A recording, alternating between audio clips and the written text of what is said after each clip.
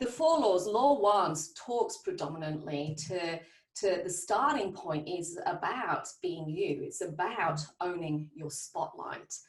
And when you can start understanding this unique and perfectly beautiful, imperfect individual that you are, and start owning it for all your strengths, all your weaknesses, all your wobbly bits, all the jiggly bits, then you've actually got nothing to hide. You've actually got nothing to prove. And all you have to do is just bring your best of yourself into your conversations, into your businesses, into your style of leadership. And that requires you to know you. It requires you to own the journey that you're on and have focus over the direction that you're going. So I often say to people, companies own jobs, but you own your career. And so this ownership piece is critical. And most of all, own what you're great at and know and understand that that's a moment in time.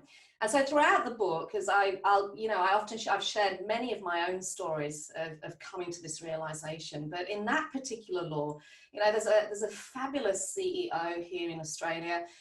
He ran one of our biggest department stores, probably similar to, what would it be, Neiman Marcus in the US. And he started life as literally on the shop floor, and pretty much built his career over, I think it was like 15 to 18 years, going up through the ranks, ultimately became CEO of David Jones. And he took over that position when the company, when retailing was being really challenged, where it was all about cash is king, where footfall into stores was on decline, where digital was starting to come into play and challenge that traditional infrastructure of retailing. The other part of Paul is he's a passionate advocate for diversity, inclusion, and belonging. And his story, when he shared with me his story, for many years, he would hide who he was.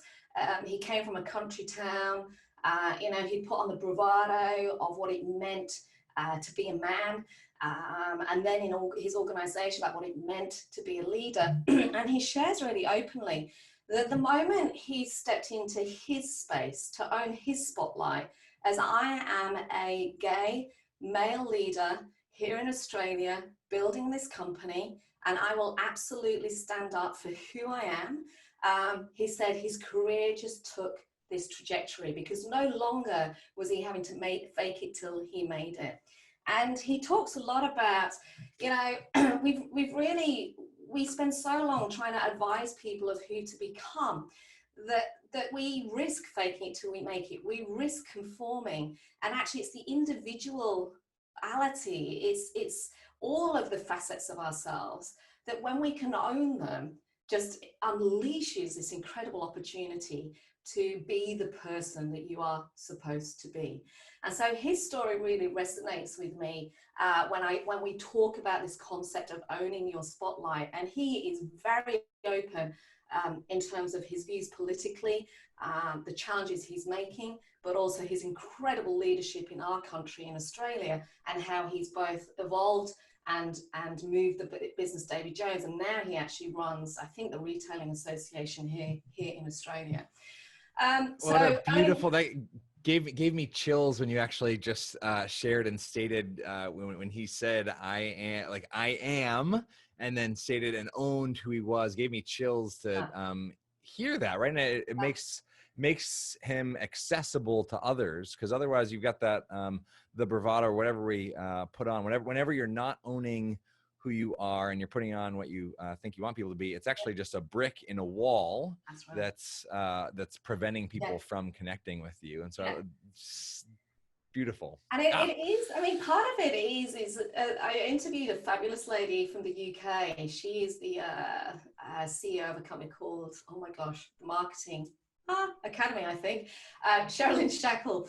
And she made me laugh so much because we were talking about what stops us from owning our spotlight. And she went, I'll tell you what stops us, Janine, Mildred. I tell this story in the book, I go, Mildred?